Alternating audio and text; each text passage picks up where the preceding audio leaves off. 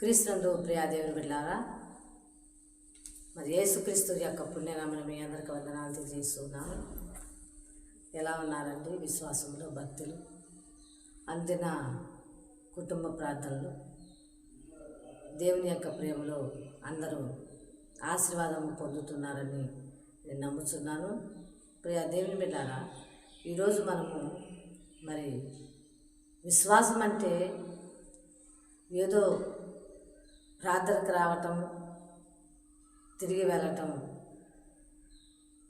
మరి అందరూ ప్రార్థన చేస్తున్నారు, నేను కూడా ప్రార్థన చేస్తున్నాను అని అనుకొని మోసపోతా ఉన్నాము.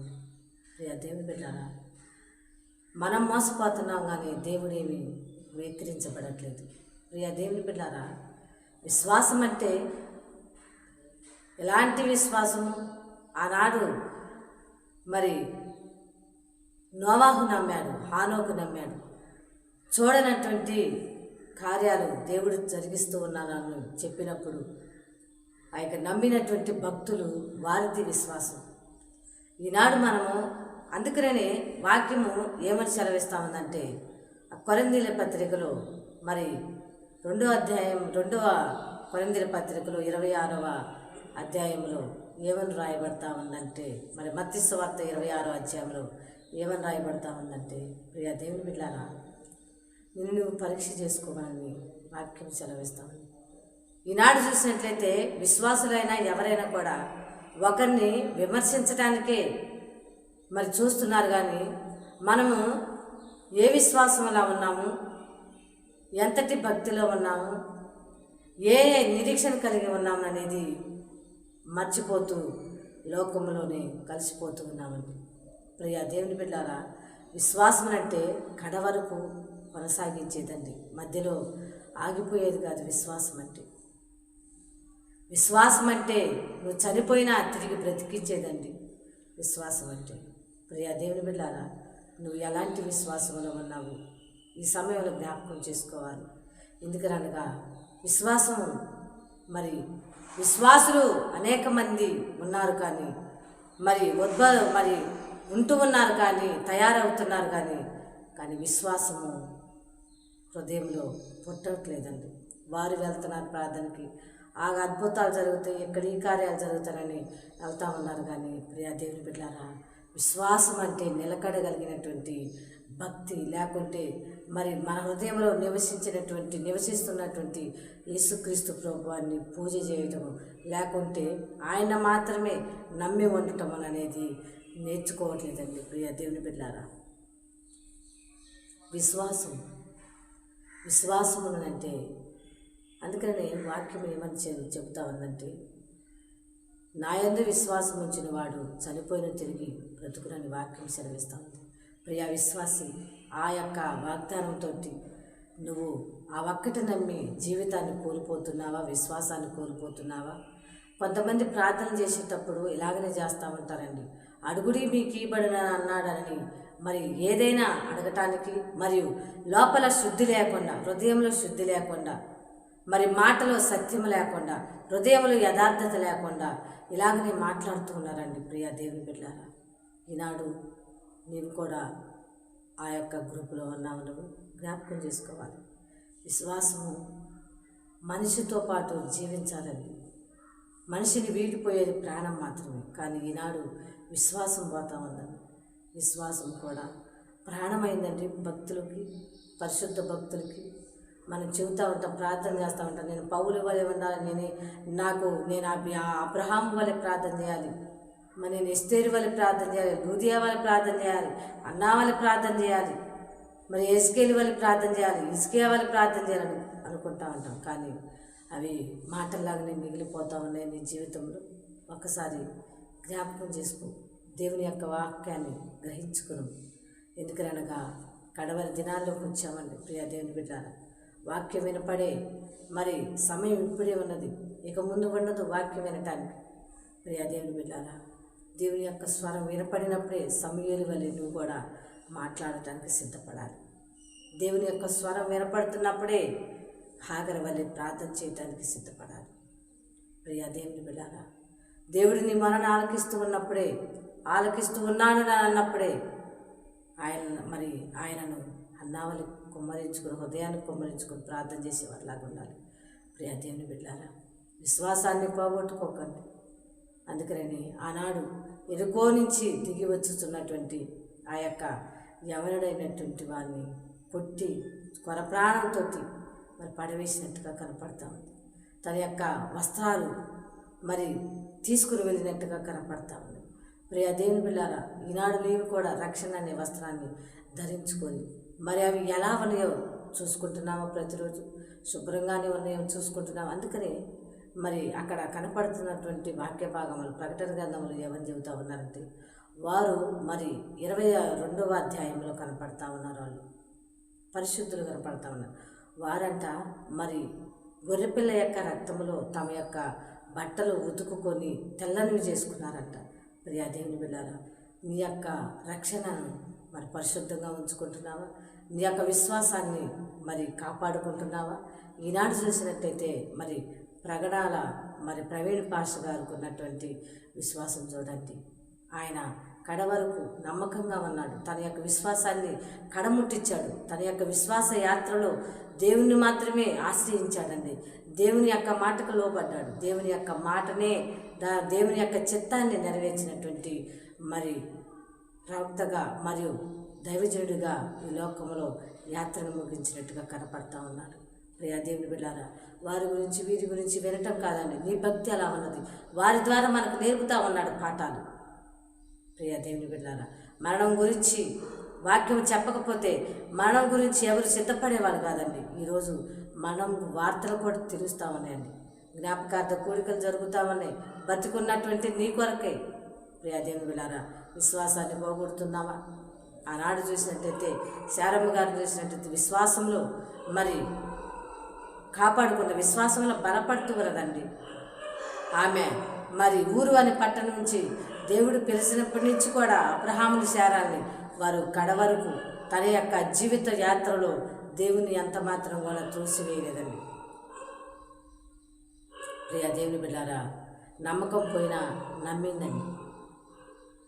ఇస్తాడు అనే మాటని జ్ఞాపకం చేసుకోకపోయినా ఆమె తన యొక్క నవ్వుతోటి దేవుని యొక్క వాగ్దానాన్ని నమ్ముతా ఉందండి. తన యొక్క కుమారునికి నవ్వు అని పేరు పెట్టింది. ప్రియా దేవుని బిడ్డ, అది విశ్వాసం అంటే. శారాకి ఇచ్చినటువంటి విశ్వాసం మనకు కావాలంటే ఈనాడు మరి లోకంలో జీవిస్తున్నటువంటి నీవు యథార్థంగా ఉండాలి, నమ్మకంగా ఉండాలి. మరి తెల్లవారుజామున ప్రార్థన చేసుకొని ఈ పగలంతా లోకంలో లోక స్నేహాలతో ఉన్నటువంటి నీవు ఎలా మాట్లాడుతున్నావు? దేవుని ఎడల నమ్మకంగా ఉంటున్నావా? ప్రార్థన చేసుకున్నారా మీరు? నమ్మకంగా ఉంటానయ్యా నేను ఈ పగలంతా కూడా పని పాటల్లో తోడుగా ఉండమంటున్నావు. మరి నీ యొక్క నమ్మకత్వాన్ని ఈ పగలంతా నేను నీ ఎదుట నేను కనపరుస్తానని చెబుతూ ఉన్నారండి. ప్రియ దేవుని బిడ్డలారా, శారమ్మ గారైతే అలాగనే జీవించిందండి. తన యొక్క జీవితాంతం కూడా మరి 127 సంవత్సరాలు శారమ్మ గారు బ్రతికినట్టుగా ఈ యొక్క పరిశుద్ధ గ్రంథంలో వ్రాయబడతా ఉన్నది.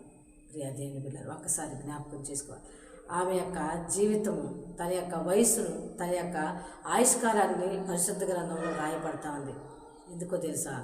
ఆమె దేవునికి మంచి విశ్వాసం. ఈనాడు చూసినట్టయితే ఆడవాళ్ళు బలహీనులేనని ఒక్కొక్కసారి తప్పిపోతూ ఉంటారు లోకంలో. ప్రియా దేవుని బిడ్డలారా, ఒక్కసారి జ్ఞాపకం చేసుకోవాలి.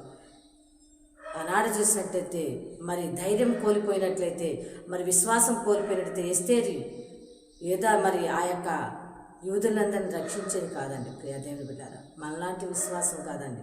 మనలాంటి స్త్రీలేనని ఒక్కొక్కసారి అనుకుంటా ఉంటాం. కానీ ప్రియా దేవుని బిడ్డలారా, మనలాంటి స్త్రీలే, కుటుంబం, భర్త, పిల్లలు అందరూ ఉన్నారు. కానీ తన యొక్క జీవితంలో విశ్వాసం అనేది వెలుగుతూ ఉందండి. ఈనాడు నీ యొక్క జీవితంలో విశ్వాసం అనేది వెలుగుతా ఉన్నదా చూసుకోవాలి. ఇది ఎక్స్చేంజ్ చేసే విశ్వాసం కాదండి. ఒకరి నుంచి ఒకరికి వచ్చేది కాదండి. ప్రియా దేవుని బిడ్డలారా, దేవుని యొక్క ప్రేమలో వాడబడటానికి సిద్ధపడతామండి. విశ్వాసి ఎలా ఉండాలి?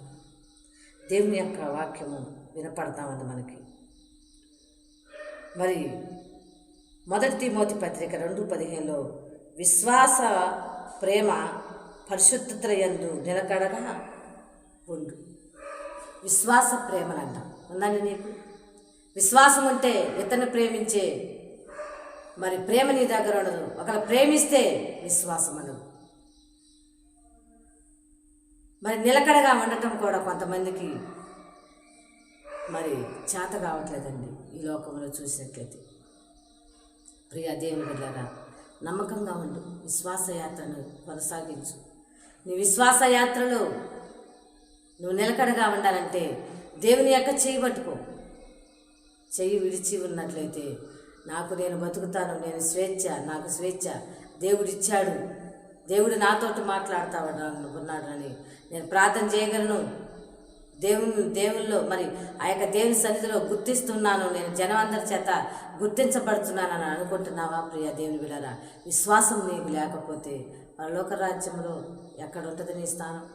జ్ఞాపకం చేసుకోవాలండి. విశ్వాసము ప్రాణం కంటే అమూల్యమైందండి. ఈనాడు అట్టి విశ్వాసంలో కొనసాగాలి మనమందరం కూడా. ప్రియ దేవుని బిడ్డలారా, ఒక్కసారి అందుకనే ఒక్కసారి యోచించుకో నీ యొక్క విశ్వాసం. ఈనాడు చూసినట్టయితే మనకు వచ్చినటువంటి షుగర్, బీపీని, జ్వరాన్ని మరి టెస్ట్ చేస్తున్నారు పరికరాలతో. మరి ఈనాడు చూసినట్లయితే మరి మన యొక్క విశ్వాసాన్ని మరి తూర్చుకోవటానికి నీకేమీ లేదనని పొరపడుతూ ఉన్నావా? ప్రియ దేవుని బిడ్డలారా, దేవుని యొక్క జీవ గ్రంథంలో రాస్తూ ఉన్నాడు, నీ యొక్క విశ్వాస పరిమాణం ఎంతవన్నది? విశాల భృంగమన్నదా? విశాలపరుచుకుంటున్నావా? లేకుంటే ఉన్నది ఉన్నట్టుగానే ఉన్నదా? ప్రియ దేవుని బిడ్డలారా, ఒక్కసారి జ్ఞాపకం చేసుకోవాలి.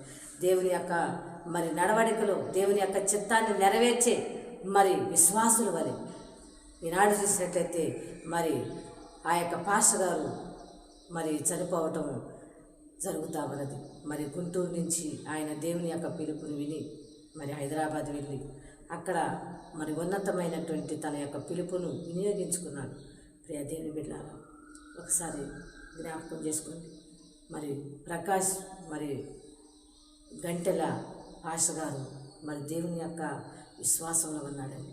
తన యొక్క మరి జీవితం గురించి నేను విన్నప్పుడు నేను అనుకున్నాను, మరి ఆయన యందు విశ్వాసం ఉంచువాడు చనిపోయినా తిరిగి బ్రతుకునని వాక్యము నేను చూస్తా ఉన్నాను. ప్రియా దేవుని బిడ్డారా, ఆయనైతే మరి తన యొక్క మరి ఆ కిడ్నీ క్యాన్సర్ తోటి మరి 25 సంవత్సరాలు 25 సంవత్సరాలు దాకా కూడా మరి ఆయన మరి జీవించాడు. తన యొక్క మరి పిలుపును ముఖ్యమైనటువంటి గురిగా పెట్టుకొని తన యొక్క బాధను మరి ప్రక్కన పెట్టుకొని తన యొక్క సేవలు ఎలాంటి ఆటంకములు వచ్చినా మరి కొనసాగించినటువంటి ఒక విశ్వాసుగా మరి తన యొక్క యాత్రను ముగించుకున్నాడండి.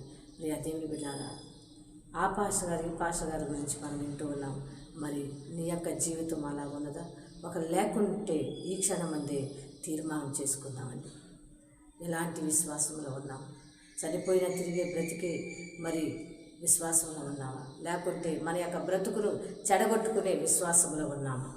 శారమ్మ గారు కడవరకు దేవుని యొక్క విశ్వాసంలో కొనియాడబడిందండి. కనుక తన యొక్క మరణం, తన యొక్క పిలుపు, తన యొక్క మరి ఆ యొక్క వృద్ధాప్యంలో కనినటువంటి కుమారుణ్ణి తన యొక్క జీవితం మొత్తం కూడా రాయబడింది. ప్రియ దేవుని బిడ్డారా, మన యొక్క జీవితం మనం ఈ విశ్వాస యాత్రను మరి దేవుని దగ్గర రాయబడాలంటే ఈరోజు నువ్వు జ్ఞాపకం చేసుకోవాలి.